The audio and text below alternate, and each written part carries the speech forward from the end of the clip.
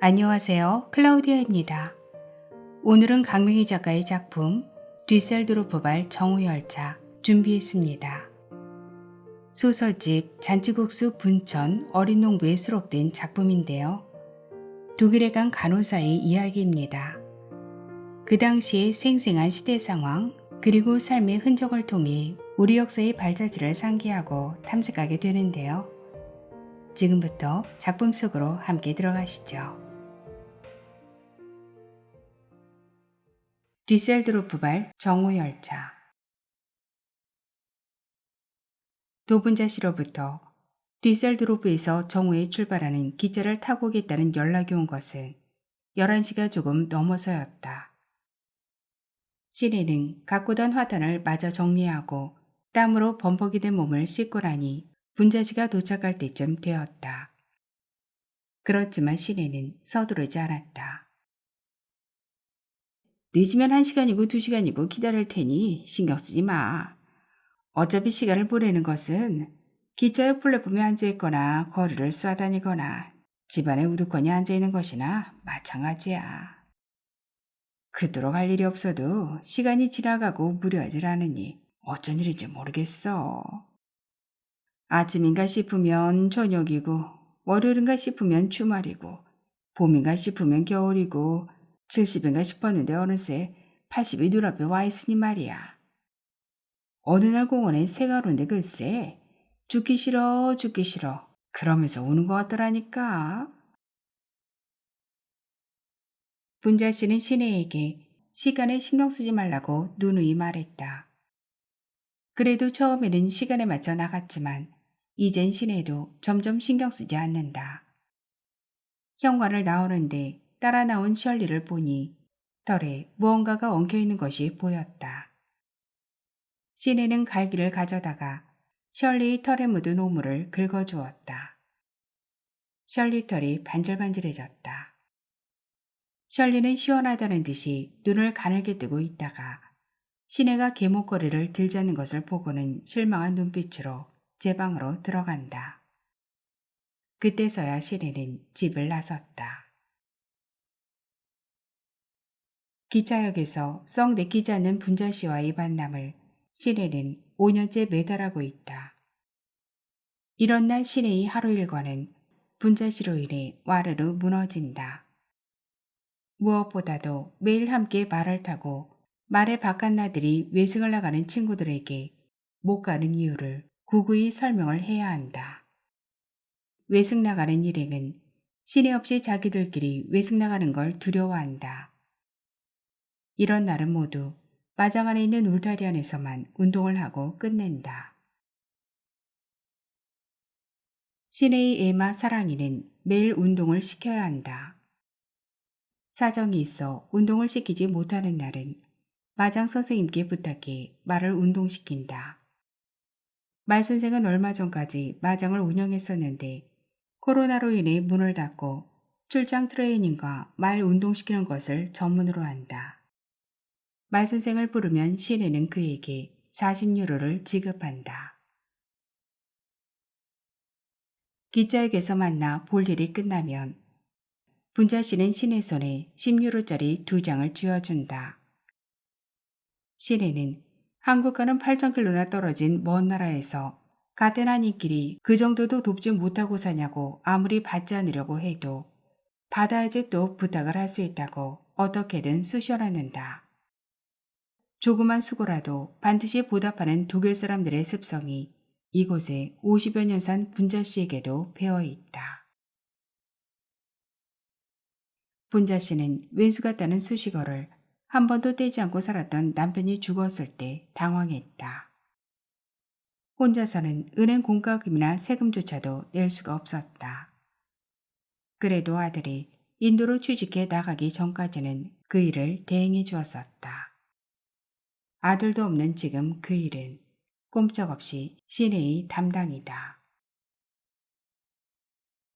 분자 씨는 독일어가 까막눈 일 뿐 아니라 모국어인 한글조차도 겨우 더듬거리며 읽을 뿐 쓰지는 못한다.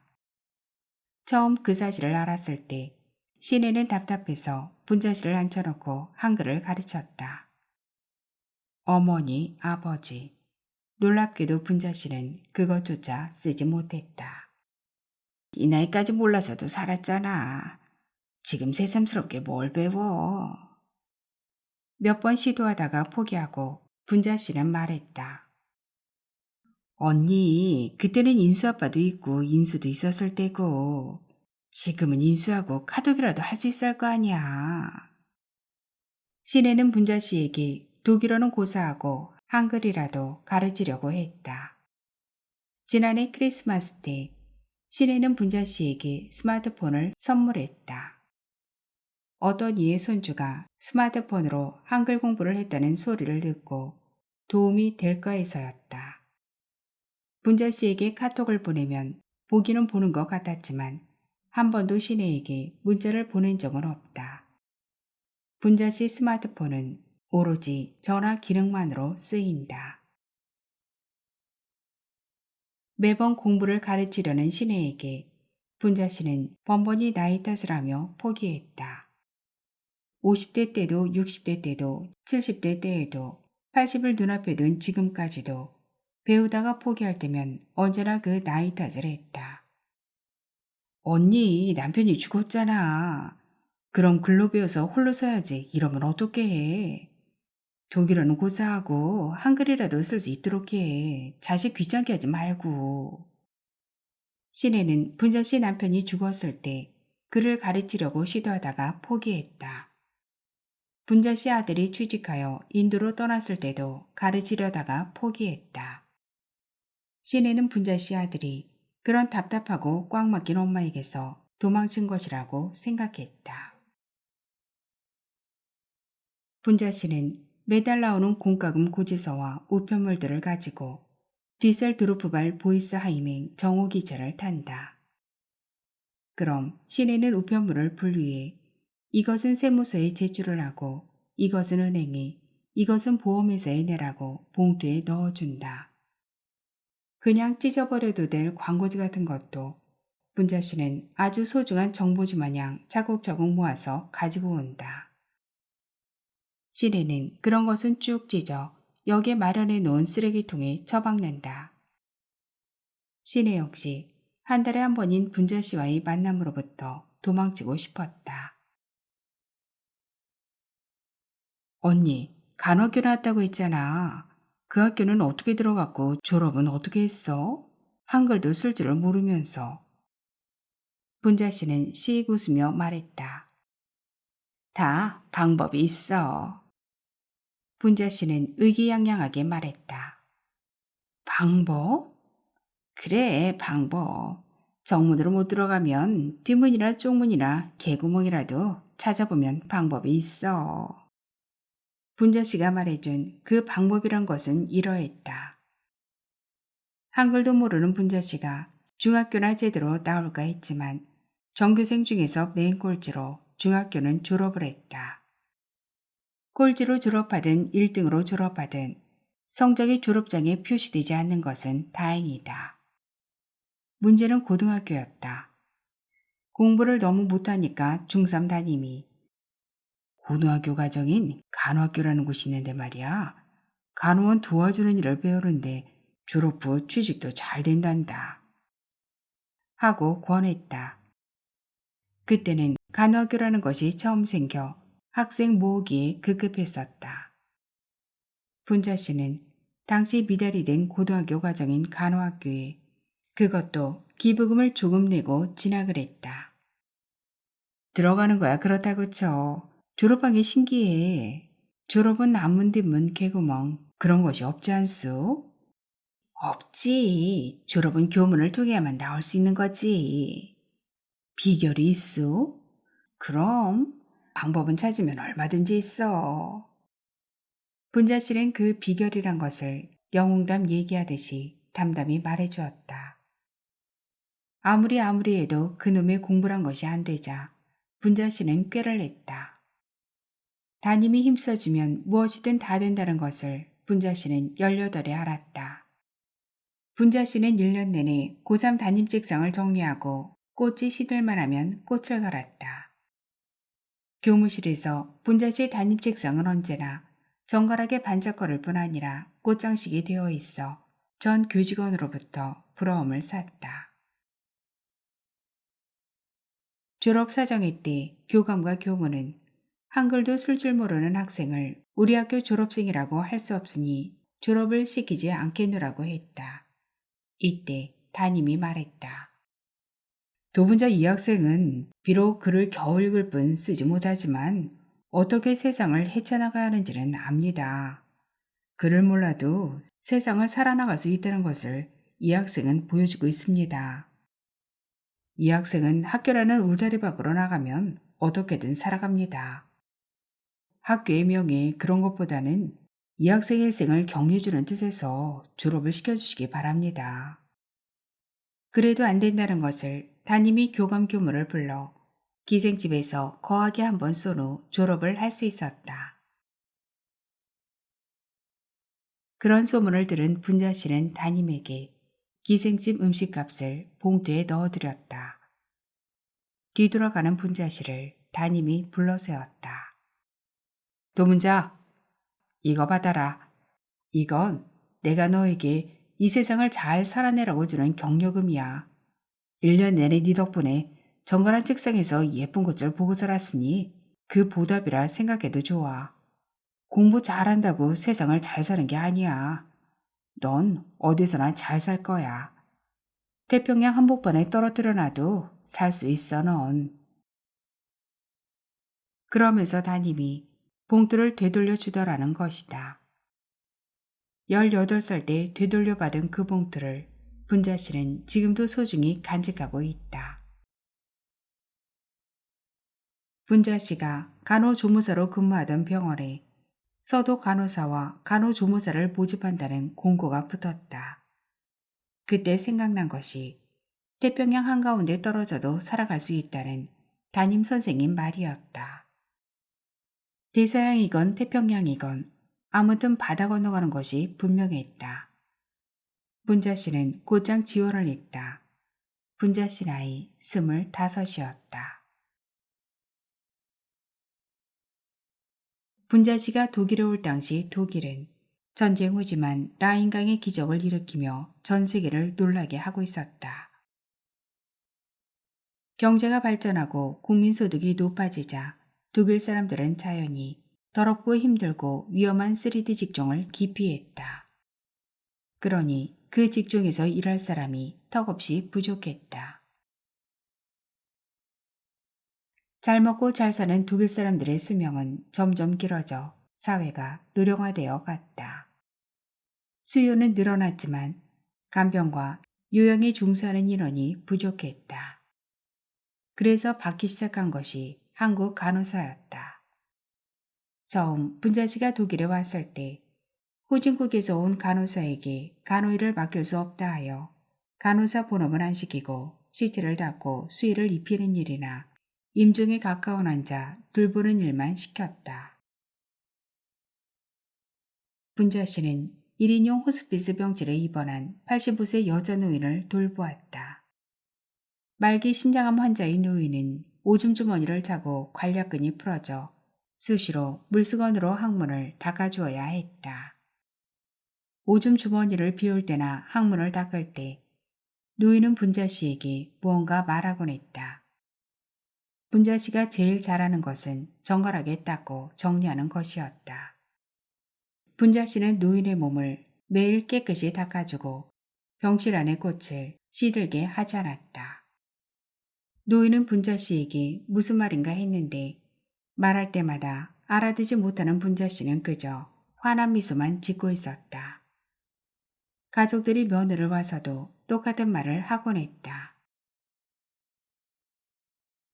노인은 분자씨에게 한국에 계신 어머니를 생각나게 했다. 난생 처음 비행기를 타고 이름도 알 수 없는 여러 곳을 경유하고 또 경유해온 독일이었다. 집에 전화가 없어 연락도 안 되고 설사 이따손 치더라도 비싼 전화요금을 물며 걸 수도 없는 상황이었다. 노모를 한국에 두고 왔지만 돌아가셨는지 살아계신지도 알 수 없었다. 부모상을 당해도 어차피 멀어서 가지 못하니 연락하지 않는 경우도 많았다. 호스피스 병실에 들어온 지 한 달 만에 노인이 죽었다. 분자 씨는 노인을 붙들고 엉엉 울었다. 마치 어머니가 가신 것 같아서 눈이 퉁퉁 붓도록 울었다. 환자의 가족들과 지인들은 그런 분자 씨를 기이하게 쳐다보았다. 기자들이 몰려왔다. 영문을 몰라 하는 분자 씨에게 한국인 통역관이 와서 말했다. 이분은 독일의 유명한 여기자였습니다. 그래서 언론인 친구들이 많이 있죠. 이분이 멸이 오는 사람들에게 말하곤 했답니다. 이 사람은 사람이 아니고 천사다. 한국에서 천사가 나를 보살펴 주기 위해 왔구나. 이렇게 헌신적인 보살핌을 받고 가니 행복하다 하고 말씀하시곤 했어요. 유명한 사람이었던 그 노인의 타계 소식은 한국 간호사에 대한 기사와 함께 신문에 실렸다. 그러자 기다려다란 듯이 여기저기서 한국 간호사에 대한 미담이 쏟아져 나왔다. 피가 모자라는 환자가 들어오니 자기 피를 빼서 수혈을 했다. 시신을 붙들고 가족들의 아픔을 대변하듯 울면서 염을 하더라. 담당 간호사가 자리를 비워 급히 주사를 놔야 할 때 한국 간호사가 주사를 놓았는데 서독 간호사보다 훨씬 능숙하게 주사를 놓더라. 위급한 환자가 피를 철철 흘리며 들어오자 몸을 사리지 않고 온몸에 피범벅을 하며 치료를 하더라. 이런 기사가 연일 신문에 보도되었다.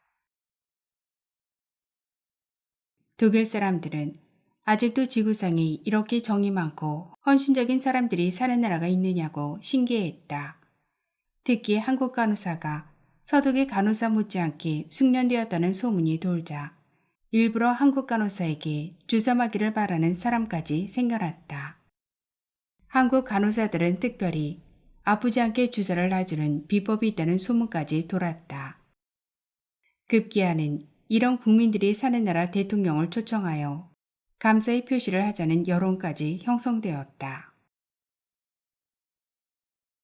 서독 정부에서는 그냥 있을 수 없다 하여 박정희 대통령을 초청하였다. 이것이 단군 이래 처음으로 외국에서 우리나라 대통령을 국빈으로 초청한 첫 번째 사례였다. 그것도 다른 나라가 아니고 당시 눈부신 경제발전으로 인해 세계인의 주목을 받고 있던 부자나라 독일이다. 한국은 박정희가 쿠데타로 정권을 잡은 지 얼마 안 되었을 때였다. 외국 돈을 끌어들여서라도 나라 경제를 발전시켜 쿠데타의 명분을 세워야 했다. 초청을 안 했으면 로비를 해서라도 방문해 돈을 빌려와야 했었다. 대통령의 방독 준비가 치밀하게 진행되었지만 타고 갈 비행기가 없었다. 미국에서 비행기를 빌릴 수 있을 줄 알았는데 백악관에서는 쿠데타로 정권을 빼앗은 대통령한테 비행기를 내줄 수 없다고 냉정히 거절했다. 할 수 없이 특사를 서독 대통령께 보내 한국에서 서독까지 타고 올 비행기가 없는데 독일에서 비행기를 좀 보내주면 안 되겠냐고 물었다. 대통령이 타고 올 비행기가 없다는 소리에 리브케 대통령은 깜짝 놀라 할 말을 잃었다.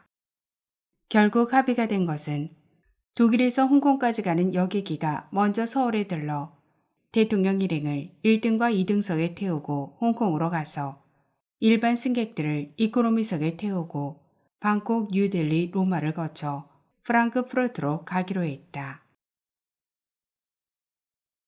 우여곡절 끝에 서독에 간 대통령 일행은 리브케 대통령의 환대를 받았다. 양국의 정상은 우리나라 광부들이 일하는 탄광지대 루르 지방을 방문했다. 서독 각지에서 온 간호사들이 한복을 입고 손에 태극기를 들고 그곳에 모여들었다. 탄가루가 범벅이 된 작업복을 입은 채 눈만 반짝이며 대통령을 기다리고 있었다. 광부들의 시꺼먼 얼굴을 본 대통령은 목이 메어 애국가도 제대로 부르지 못하고 연설 도중에 그만 울어버렸다. 간호사들은 대통령과 유경수 여사를 부둥켜 안고 한 덩어리가 되어 통곡하였다. 그것을 지켜본 리브케 대통령도 울고 현장을 취재하는 기자들도 함께 울었다. 광부와 간호사들은 떠나려는 대통령을 붙들고 놔주지 않았다. 결국 대한민국 만세와 그 먼 나라까지와 자신들을 위로해준 대통령 각하 만세를 부르며 눈물의 이별을 했다. 돌아오는 고속도로에서 계속 우는 박정희 대통령의 눈물을 리브케 대통령은 자신의 손수건을 꺼내 닦아주었다. 언론은 아직도 대통령을 붙들고 오는 국민이 지구상에 존재한다는 사실에 완전히 감동했다. 분자 씨는 시내가 100번도 더 들었을 그 얘기를 심심하면 또 했다. 그 이야기를 할 때 분자 씨는 박사라도 된 듯 유창한 말로 열변을 토했다. 오늘도 플랫폼에 앉아 또 저 얘기를 할 것이다. 그럼 시내는 분자 씨가 100번도 더한 얘기에 가만히 귀 기울여 들어줄 것이다. 그거 알아? 광부들이 우리 간호사를 꼬시려고 주말이면 기차를 타고 몰려왔던 거. 시내는 알고 있다. 그래서 그때 많은 간호사와 광부가 결혼하여 지금도 독일에 살고 있다. 분자 씨 부부도 그렇게 한 결혼이었다. 한국 광부가 독일에 투입하기 전에는 일본, 유고슬라비아, 터키, 아프리카 사람들이 광산에서 일했다. 그들은 얼마나 게으른지 폐업하는 광산이 생겨났다. 하지만 한국 광부가 투입되자 생산량이 엄청나게 늘어났다. 독일 사람들은 이렇게 근면한 민족이 있다는데 놀라지 않을 수 없었다. 한국 광부의 인기가 높아지자 서독 정부는 더 많은 광부를 보내줄 것을 한국에 요구했다. 한국에서는 대학생이나 전직 회사원 등 대학 교육을 받은 사람이 주로 지원을 했다. 그러나 70년대 오일 쇼크가 와 독일 경제 상황이 나빠지자 서독 정부에서는 우리 광부들이 독일에 정착하지 못하게 일자리를 제한하고 3년의 치료기간이 끝나면 강제로 고국으로 귀국시켰다. 하지만 광부와는 달리 여전히 일자리가 모자라는 유능한 한국 간호사에게는 체류권이 주어졌다. 체류권이 없는 광부들은 간호사와 결혼하여 독일에 체류하려고 혈안이 되어 있었다. 그런 연유로 기차는 주말마다 광부들을 간호사가 있는 곳으로 실어 날랐다. 분자 씨는 평생 왼수인 남편을 만났을 때를 이렇게 회상했다. 기숙사에서 한방에 살고 있는 간호사에게 광부인이 있었어.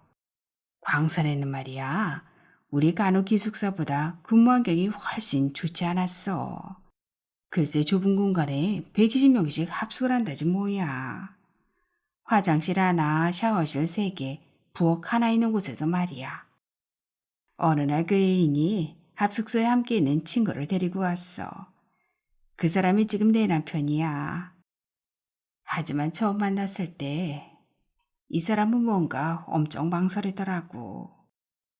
젊은 처녀 총각이 망설일 게 뭐 있어. 훤칠한 키랑 준수한 외모가 첫눈에 내 맘에 쏙 들더라고. 무엇보다 대학 나온 것이 더욱더 호감이 갔어. 그래서 내가 먼저 빤스건을 풀었어. 난 처음이었는데 그렇게 좋을 수가 없더라고. 남자는 처음이 아닌 듯했어. 일을 끝내고 나서 남자는 옷을 주섬주섬 입더니 글쎄 쾰른에 약혼자가 있다고 말하고는 그냥 가버렸어. 내가 이 남자 만나려는 게 발자인가 봐. 글쎄 난생 처음 한 게 임신이 되었어. 그게 임신될 게 뭐야. 그래서 이 사람이 내 팔짱가 했어. 기숙사 동료의 애인을 통해 임신 소식을 들은 남자는 아이를 지우라고 통보해 왔어. 독일은 가톨릭 국가라 임신 중절이 안 돼. 그러니 옆 나라 네덜란드 가서 하고 오라는 거야. 그런데 난 대학까지 나온 잘생긴 그 남자가 좋았어. 하루 종일 한 번 본 그 남자 생각에 일이 손에 잡히지 않았어. 남자의 의사와 상관없이 아기를 낳겠다고 결심했어. 결국 낳았지. 그 먼 타국에서 친정엄마가 있어, 친척이 있어, 아는 사람이 있어. 애를 기숙사 방에 가두고 병원에 근무하다 짬짬이 들러 젖을 먹였지. 굶어 죽지는 않더라고. 나중에는 하도 울어 목이 쉬어 울지도 못했어. 그래서인지 내 아들 목소리가 허스키해. 내가 아들을 낳아 그렇게 키운다는 소리를 듣고 남자가 찾아왔어. 그날 젖을 먹이니 아이가 울지도 않고 선선히 잠을 자더라고. 그래서 내가 또 빤스간을 풀었어. 일을 끝내고 남자는 아이를 한참 들여다보고는 아무 말 하지 않고 가버렸어. 말없이 가는 남자를 보며 이 남자가 안 들어오겠다 싶었어. 그런데 말이야 진짜로. 그 남자가 진짜로 내 발장가 봐. 두 번째 한게 또 임신이 되었어. 첫 아이 낳은 지 6개월이 채 지나지 않았고 아직도 젖을 먹이고 있는데도 임신이 된 거야. 그럴 수도 있더라고. 두 번에서 아들 둘 낳은 여자 이 세상에 나 말고 또 있으면 낳아보라 그래. 둘째를 낳고 몸을 풀고 있는데 남자가 왔어. 아기를 한참 들여다보고는 또 가더라고. 처음 가버렸을 때는 안 들어올 거라 생각했었는데 이번에는 돌아올 것 같았어. 아니나 다를까 돌아왔어. 내가 이래 봬도 그 방면에는 그래도 빨라. 머릿속으로 주파나를 튕겼지. 쾰른에 있는 약혼자보다 내가 더 나은 게 있어야 하지 않겠어? 그래서 내가 그랬어. 난 그 여자보다 월급을 3배나 받는다. 그랬더니 남자가 깜짝 놀라 쳐다보더라고. 나는 대기조 수술실 간호사다. 부르면 언제나 나가는 24시간 대기조 간호원. 24시간이라니 남들보다 3배의 월급을 탄다고 말했어. 그게 즉각 효과를 나타낸 거야. 남자가 결혼하지. 마침 광부 계약 기간 3년이 끝나가고 있었어. 그래서 우린 결혼했어. 시내는 그 남자가 분자 씨에게 딱 걸린 건지 그 남자에게 분자 씨가 딱 걸린 건지 두 사람 사는 것을 안타까이 바라보았다. 남자는 광부 계약 기간이 끝나자 살림하는 남자가 되었다. 24시간 일하는 바쁜 분자 씨를 대신해 두 아이를 키우며 살림을 했다. 분자 씨는 24시간 대기조 간호사로 일하고 그것도 모자라 누가 근무를 부탁하면 땜빵 간호 일을 한 번도 거절하지 않고 했다. 그렇게 분자 씨는 40여 년간 24시간 대기조일 뿐 아니라 땜빵 전문 간호사가 되었다. 한국에서 대학까지 나온 분자 씨 남편은 인물이 좋고 언변도 좋았다. 머리도 좋아 그 어려운 독일어를 순식간에 배워 독일 한인 사회의 모든 통역을 담당했다. 실속도 없이 감투랑감투는 다 썼다. 독일 제향군인의 회장에 나중에는 한인의 회장까지 했다. 한국에서 누가 방문하면 분자 씨가 번 피 같은 돈을 주머니에 넣고 다니며 물수도 쓰며 대접했다. 미넨에서 한식당을 하던 시내는 분자 씨 남편을 그때 만났다. 분자 씨 남편은 시내 식당의 가장 큰 고객이었다. 한국에서 방문객이 오면 처음 며칠은 새로운지 아무 소리 않고 독일 음식을 먹었다. 그 며칠이 지나면 지위 고하를 막론하고 사람들은 김치와 나물과 된장국이 먹고 싶어 아우성 쳤다. 그러면 분자 씨 남편은 방문객들을 시내 식당으로 안내했다. 식당은 언제나 10,000원이었다. 언젠가 분자 씨가 말했다.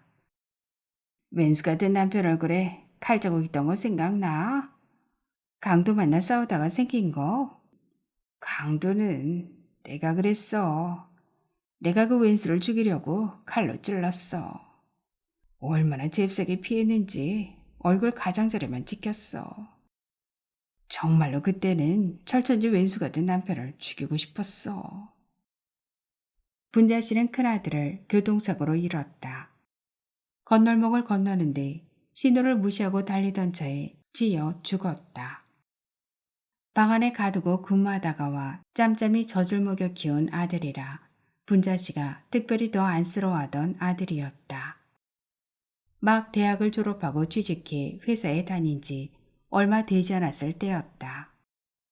보험회사에서 아들이 평생 회사에 다니며 돈을 벌었을 경우를 계산해서 보험금이 나왔다. 운전사가 미안하다며 별도로 준 위로금까지 받았다. 듣지도 보지도 못했던 어마어마하게 큰 금액이었다. 분자씨 남편은 그 돈을 한국에 투자한다며 비행기 타고 하늘에 뿌리고 다녔다. 강원도 전망 좋은 곳에 독일인 마을을 조성한다며 땅을 샀다. 한국 사정이 어두운 분자씨 남편은 그걸 그대로 사기당했다. 내가 번 돈이었으면 그러지 않았을 거야. 아들 목숨값으로 받은 돈을 사기당했다고 하는데 눈에 보이는 게 없더라고. 부엌에 달려가니 쌍둥이 칼이 있더군. 그 왼수는 칼을 얼마나 잘 들게 갈아놓는지 몰라. 그걸 가지고 덤볐지. 그래도 그 왼수가 죽으름명은 아니었나 봐. 용계 피에 얼굴 가장자리에 찔리더라고. 그 왼수 얼굴에서 피가 철철 흐르자 난 내 가슴을 향해 칼을 꽂으려고 했어. 차라리 죽어버리는 게 편하겠더라고. 어떻게 아들 죽이고 그것도 모자라 목숨값으로 받은 돈을 다 날려버려. 아이고, 그 왼수를 죽이지 못했으니 내가 죽어버리려고 했어. 그런데 어느 틈엔지 그 왼수가 내 손을 붙들고 두지 않는 거야. 그때는 죽을 게 나을 것 같았는데 사니까 그래도 이렇게 사라지네. 기차역에 도착하니 시간은 30분가량 지나 있었다. 시골 간이역이라 역은 한산했다. 한 여자가 입구를 등지고 의자에 얌전히 앉아 있었다. 뒷모습이 보였는데 시내는 그 사람이 분자씨인 줄은 꿈에도 생각하지 못했다. 아무리 둘러보아도 다른 사람은 없었다. 왔어? 분자씨가 두리번거리는 시내를 보고 반가이 웃으며 자리에서 일어났다. 분자씨는 늘 막리라는 요양보호사 차림이었다. 연금을 타고 여유가 있어지자 옷을 사입기 시작했는데 언제나 싸구려 옷을 머리끝에서부터 발끝까지 같은 색으로 통일해서 입었다. 이를테면 머리를 보라색으로 물들이고 보라색 윗도리에 바지에 스타킹에 구두까지 통일시켰다. 그 모습은 꼭 촌딱을 연상시켰다. 그랬던 분자씨가 영국제 버버리 코트에 에르메스 스카프까지 하고 머리는 정성 들여 드라이를 했다. 뚱뚱한 시골 촌딱 같았던 분자씨의 몸은 어느 정도 폼이 있어 보였다. 언니, 오늘 예쁘다. 난 다른 사람인 줄 알았어. 아무리 나이 들어도 예쁘다는 말은 기분 좋은지 분자씨는 시내의 호들갑에 활짝 웃으며 말했다. 오늘 이 열차도 마지막 타는 거라 새로 사서 빼고 나왔어. 아들이 인도에서 인터넷으로 주문해 보내왔어. 이게 이래봬도 엄청 비싼 거래. 스카프 하나에 500유로나 주었대. 분자씨는 명품을 살 줄 몰랐다. 글자를 모르니 다 똑같은 상표처럼 보여 꼭 좋은 옷을 사야 할 때는 무조건 비싼 것을 택했다. 언니 멋져. 그런데 왜 마지막이야? 나 양로원 들어가기로 했어. 아니 언니가 왜? 50년이 넘어가. 한글도 독일말도 쓸 줄 모르고 겨우 독일말 더듬거리는 내가 이 땅에서 이만큼 살았어. 나도 이젠 편히 살고 싶어. 생각해보면 내가 살아온 것이 기적 같아. 다 신의 동생 같은 은인을 만난 덕분이기도 해. 섭섭해서 어째. 어느 요양원에 가? 아들이 말해주었는데 난 들어도 못 외워. 뭐 호화 양로원이라더라. 엄마 여태까지 고생했으니 좋은 곳에서 편히 살라고 아들이 고르고 고른 양로원이야. 언제 들어갈 건지 내가 가서 수속을 도와줄게. 다음 달 말에 아들이 인도에서 2주 휴가 받아온대. 오면 함께 갈 거야. 그러니 괜찮아. 그럼 오늘이 정말 마지막이라고? 마지막이긴 면회 오면 되잖아. 시내는 시간마저 나오다가 셜리터를 비껴주느라 조금 늦은 걸 후회했다. 끝까지 유종의 미를 거두어야 했는데 너무나 미안했다. 마지막인데 그냥 보내면 안 될 것 같았다. 언니 그러면 우리 집에 가서 자고 가. 분자 씨가 처음 뒤셀드루프발 정오열차를 타고 보이스하임역에 올 때는 집에서 하루씩 자고 갔다. 그럼 둘은 한식을 만들어 먹었다. 숲에 지천으로 난 고사리를 꺾어다 데쳐서 볶고 초원에 가득한 참나무를 뜯어다 무쳤다. 그리고 분자 씨가 가져온 김치에 돼지고기를 넣고 찌개를 끓였다. 한국 사람은 어디에 살든지 몇십 년을 살든지 간에 김치와 나물을 먹어야 진짜로 밥 먹은 듯 했다. 접시 한쪽에 고기를 놓고 한쪽은 감자를, 한쪽은 부시 보낸 콩고투리를 삶아놓고 먹는 독일 식단은 남의 나라 식단이었다.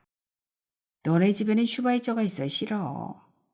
걘 날 싫어하잖아. 하긴 남친 슈바이처는 분자 씨를 싫어하긴 한다. 그는 얼마나 깔끔을 떠는지 화장실에 물방울 하나 떨어뜨리면 안 되고 책상 닦는 걸레와 유리 닦는 걸레, 화장실 닦는 걸레, 바닥 닦는 걸레 다 구분이 되어 있다. 하지만 분자 씨는 걸레 하나로 그 모든 것을 한다. 아무리 하지 말라고 해도 분자 씨는 자기 고집대로 한다. 그걸 보고 슈바이처는 몹시 화를 냈다. 두 사람은 동네가 떠나가도록 큰 소리로 싸운 후부터는 내 집에 오지 않고 기차역에 앉아 볼일을 보고 갔다. 마침 코로나19가 극성이라 자연스럽게 기차역 만남이 굳어졌다. 국내 끝에 호텔에서 함께 자기로 했다. 마방 근처 네덜란드 땅에 있는 호텔이다. 마방 근처 호텔을 잡은 것은 에마 사랑의 운동을 시키기 위해서다. 운동시킨 후 시장을 받아가 주방에 딸린 호텔에서 저녁을 해먹고 함께 자기로 했다. 어찌된 일인지 사랑이도 휴바이처처럼 분자 씨를 싫어한다. 작년에 사랑이 운동시킬 때 분자 씨와 함께 했었다. 사랑이는 웬만한 사람들이 와서 묘기를 부려보라면 신기하게도 시키는 대로 잘했다. 스마일하면 고개를 치켜들고 입을 활짝 벌린다. 댄스를 하라 하면 앞다리를 이리저리 굴리며 경쾌하게 춤을 춘다. 뒤로 가라 하면 뒷걸음질 치고 허그를 하라 하면 다리를 꺾어 사람을 감싸 안는다. 사랑해요 하면 사람을 포옹하듯이 몸을 앞으로 숙인다. 그런데 분자 씨가 하라면 뻣뻣하게 서서 꼼짝도 하지 않는다. 그래서 분자 씨는 사랑이를 좋아하지 않는다. 꼭 사랑이가 왼수 같은 자기 남편 같다고 싫어했다. 분자 씨 남편은 분자 씨가 하라고 하면 언제나 꿈쩍도 하지 않았다. 불이 났다고 피하라고 해도 피하지 않을 거라고 분자 씨는 우스갯소리처럼 말했다. 그런 분자 씨 남편이 분자 씨에게 봄바람같이 부드러웠을 때가 있었다. 분자 씨 남편이 이혼 여자와 바람이 났을 때였다. 분자 씨는 돈 버느라고 언제나 찌들고 바빴다. 살림하는 분자 씨 남편은 아이들 학교 보내고 나서 이웃에 사는 한인 여자와 달콤한 미래를 즐겼다. 한인 사회에 소문이 파다한데도 불구하고 분자 씨 얼굴은 활짝 펴갔다. 분자 씨는 남편이 살림뿐 아니라 밤일까지 잘한다고 부끄러움 없이 떠들고 다녔다. 아마도 분자 씨 남편은 두 여자를 동시에 만족시켜주는 능력의 소유자였나 보다. 꼬리가 길면 밟힌다고 이혼 여자의 남편이 알게 되어 한바탕 소동이 일어났다. 분자 씨 남편이 어떻게 처리했는지 이웃은 다른 곳으로 이사를 하고 분자 씨 얼굴은 다시 찌들어갔다. 사람들은 소처럼 일만 하는 분자 씨가 그 사실을 알면 얼마나 딱하겠냐고 그 사건을 분자 씨에게 말해주지 않기로 약속을 했다. 결국 그건 한인 사회의 영원한 비밀이 되었다. 시내는 분자 씨와의 마지막 만찬을 준비했다. 조리기구는 펜션형 호텔에 비치된 것을 썼다. 마장 마트에서 감자와 토마토를 사고 근처 밭에서 한창 수확하고 있는 하얀 스파게를 샀다. 스파겔과 감자를 껍질 벗겨 삶아 접시에 놓고 뜨거울 때 버터를 발랐다. 버터는 녹아서 스파겔과 감자에 스며들었다. 한쪽에 토마토를 곁들이니 먹음직스러웠다. 시내는 이것이 분자 씨가 유일하게 좋아하는 독일 음식이란 것을 알고 있다. 와인을 땄다. 분자 씨는 와인 킬러다. 분자 씨는 와인을 홀짝홀짝 마셨다. 난 늘 궁금해. 내 머릿속에 파괴되었나 봐. 인수아버지, 아니 그 왼수. 그 왼수는 대학도 나고 유식하잖아. 날 보고 뭐라는 줄 알아? 넌 공부하는 내가 파괴되는가 보다고. 아니 처음부터 그 뇌가 없이 태어났거나. 늘 그렇게 말했어. 근데 진짜 그런가 봐. 왜 6살이면 하는 그 한글을 나는 쓰지를 못할까? 초등학교 때부터 공부가 안 되니 당한 그 수모는 이루 말할 수가 없었어. 지나가면 애들이 꼴찌꼴찌하고 놀렸지. 그냥 꼴찌가 아니야. 뚝 떨어진 꼴찌. 그래도 간호학교 나온 것은 내 인생에서 제일 잘한 일이야. 독일에 올 수 있었으니까. 한국에서 난 간호보조라 만 몇천 원 월급을 받았어. 독일에 오니 700마르크를 주더라. 우리 돈으로 50만 원 정도 되었을걸. 난 대기조 간호사잖아. 그 왼수가 내 돈을 그렇게 뿌리고 다니지만 않았어도 큰 부자가 되어 한국에 돌아갈 수 있었는데 그 왼수는 밑빠진 독이야. 어찌 그렇게 피땀 흘려 벌어다 줘도 없는지 몰라. 나 미국의 친구가 초청해서 1년 관광하고 온다고 간 적 있었지? 분자 씨가 한 1년 관광 간다고 보이지 않은 적이 있었다. 주위 사람들은 분자 씨와 관광은 어울리지 않는다고 어딘가 일하러 간 걸 거라고 말했었다. 퇴직을 했는데 돈이 한 푼도 없는 거야. 눈앞이 캄캄하더라고. 연금이 나올 때까지는 살아야 할 거 아니야. 그때 누가 미국에서 베이비시터를 구한대. 그래서 갔었어. 사람들 짐작이 틀린 것은 아니었다. 다들 그럴 거라고 했다. 하지만 본인이 관광이라 했으니 시내는 관광이라고 생각했다. 그 사람들과 어떻게 말했어? 영어건 독일어건 모르긴 마찬가지지만 눈치하라면 미국이건 독일이건 알아들을 수 있겠더라. 다행히 남자가 한국의 미국인이라 한국말을 조금 하더라고. 난 독일이 좋아. 한글을 쓰지 않아도 되니 그렇게 좋을 수가 없어. 독일어 영어는 외국인이니까 몰라도 용서가 되니 편했어. 신의 동생이 한글을 배우라고 아무리 구박을 해도 안 한 이유가 뭔 줄 알아? 배워도 난 모르겠어. 그거 알아? 아무리 해도 안 되는 거. 나라고 왜 해보려고 노력하지 않았겠어. 시내는 그간 분자 씨에게 답답해 가슴을 치며 한글을 가르쳐 주려고 애쓰던 것이 미안했다. 시내가 분자 씨 얘기를 동창회 사이트에 올렸더니 교편을 잡고 있는 친구가 분자 씨가 난독증일 거라고 일러주었다. 난독증은 글을 정확하고 유창하게 읽지 못하고 철자를 쓰기 힘들어하는 것이 특징인데 모든 것은 정상인데 글만 그러하니 일종의 장애라고 하였다. 와인 한 병이 다 비어가고 있었다. 시내는 와인이건 맥주건 마시지 않는다.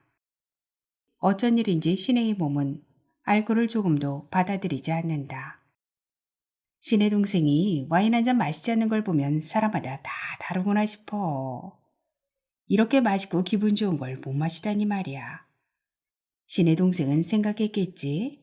이렇게 시원한 거를 못 쓰다니 하고 말이야. 사람마다 다 다르잖아. 나는 가끔 분자 씨가 천재가 아닐까 생각했다. 어떤 때는 비유가 적절하고 상황 판단도 빠르다. 한글과 알코올의 비유가 맞는지는 모르지만 서로 그쪽에 대해서는 모르니 적절하긴 하다. 신의 동생, 난 말이야. 요즘 그 왼수 같은 남편을 사랑하기로 했어. 와인 한 병을 거의 다 마셨을 때 반쯤 감긴 눈을 하고 분자 씨가 말했다. 분자 씨는 양론에 들어간다더니 이상해졌다. 명품으로 몸을 휘감질 않나. 죽은 사람을 사랑한다질 않나. 왼수를 입에 달고 살더니 죽으니까 사랑한다고 한다. 시내는 분자 씨에게서 사랑이란 단어를 처음 듣는다. 죽은 사람을 어떻게 사랑해? 생각해보니 그 왼수, 아니 인수 아버지가 천생연분 내 팔자긴 팔자였어. 요즘 부쩍 처음 만났을 때가 생각나. 처음 만났는데 예수님처럼 머리 위에 후광이 비추는 것 같았어. 그런 남자와 그걸 하고 나니 며칠 동안 흥분이 되어 잠을 못 잤다니까. 이 남자와 결혼만 할 수 있다면 평생 내가 벌어서 먹여도 좋다. 그런 결심까지 했어. 뭐 지금 생각하면 그래. 나 같은 무식쟁이가 그렇게 잘생기고 똑똑한 사람을 꿈속에서조차 만날 수 있었겠어? 인수 아버지는 내가 만난 한국인 중 최고로 멋진 사람이었어. 독일이니까 그런 사람 만난 거야. 간호사와 광부니까. 지금은 이곳 한인사회에서 분자 씨를 부러워하지 않는 사람이 없다. 남편이 돈을 물쓰듯 써버리니까 분자 씨는 어떻게든 돈을 벌어야 했다. 그래서 대기조 간호사와 땜빵 전문 간호 일을 평생 했다. 그렇게 벌었으니 연금도 남들보다 두세 배나 된다. 게다가 분자 씨는 남편 믿을 수 없다고 개인연금을 3개나 들어놨다. 나라에서 연금이 나오고 세 군데 보험회사에서 연금이 나오니 일 안 해도 다달이 분자 씨 통장에 돈이 쌓여갔다. 돈 쌓이는 소리가 독일 방방곡곡에서 들린다고 한인 사회에서는 모두 다 분자 씨를 부러워했다. 난 지금이 좋아. 양로원 들어가면 먹여주고 재워주고 운동도 시켜주고 관광도 시켜주고 건강 체크도 해준대. 친구들도 많대. 아들이 엄마가 평생을 고생했는데 이제라도 편히 살라고 좋은 양로원을 골랐대. 꽤 많은 돈을 내야 하지만 내 연금으로 내고도 반이나 남는데 나 죽을 때까지 그렇게 살 수 있대. 평생을 남 밑이나 따가지고 굳은 일만 하던 내가 그렇게 살 수 있다니. 이런 날이 올 줄 몰랐어. 다 그 왼수 인수아버지 덕분이지. 난 예수님 말씀이 아니더라도 그 왼수를 사랑해. 어느덧 분자 씨가 잠이 들었다. 분자 씨가 플랫폼으로 들어간다. 나는 급히 분자 씨를 불렀다. 분자 씨가 뒤돌아보았다. 고지서! 내가 소리쳤다. 분자 씨는 공과금 고지서를 분리해달라고 이곳 보이스하임역에 왔는데 지금 그냥 가고 있다. 개찰구를 나가려던 분자 씨가 돌아와 말했다. 안 가져왔어. 아들이 오면 해준다고 했어. 신의 동생, 그간 고마웠어. 나 요양원 가면 면회 와? 꼭? 시내를 쳐다보는 분자 씨의 눈에 이슬이 맺혔다. 그러더니 덥석 시내를 껴안았다. 온갖 사람들로부터 천대받았던 분자 씨의 몸이 의외로 따뜻하고 푸근했다. 그 몸은 이제 그렇게 천덕꾸러기로 살지 않겠다는 다짐처럼 시내에게 느껴졌다. 똑같은 몸인데 명품을 걸쳐서인가? 호와 요양원 탓인가? 연금을 많이 타는 귀하신 몸이라 그런가? 당당히 개찰구를 향해 가는 분자 씨가 참으로 멋져 보였다. 시내의 눈에 분자 씨가 멋져 보인 건 처음이다. 소설은 여기에서 끝이 납니다. 강명희 작가의 작품은 우리 채널에서 많이 소개해드렸는데요. 따뜻하고 섬세하고 마음 깊이 뿌리 내리는 작품들을 많이 발표하셨습니다. 강명희 작가는 숙명여자대학교 국문학을 전공했고 국어교사로 재직하다가 2003년 한라일보 신춘문예로 등단했습니다. 2013년 첫 번째 소설집 히말라야 바이츠가 주어진 환경에서 애쓰고 살아가는 사람들의 이야기라면 2015년 두 번째 소설집 30개의 노을은 돈과 욕망으로 마른 장마처럼 황폐해가는 인간군상을 그렸습니다. 세 번째 소설집 65세는 시골에서 인생을 관주하며 자연과 생명을 그려냈고요. 네 번째 소설집 잔치국수 분천 어린 농부는 독일에서 억척스럽게 우리 것을 지키며 사는 한인들의 모습과 분전골에서 자연을 세상 삼아 살며 농사짓는 이야기를 썼습니다. 2021년 문학나눔에 65세가 선정되었으며 27회 숙명문학상 수상, 2021년 한국소설 작가상을 수상했습니다.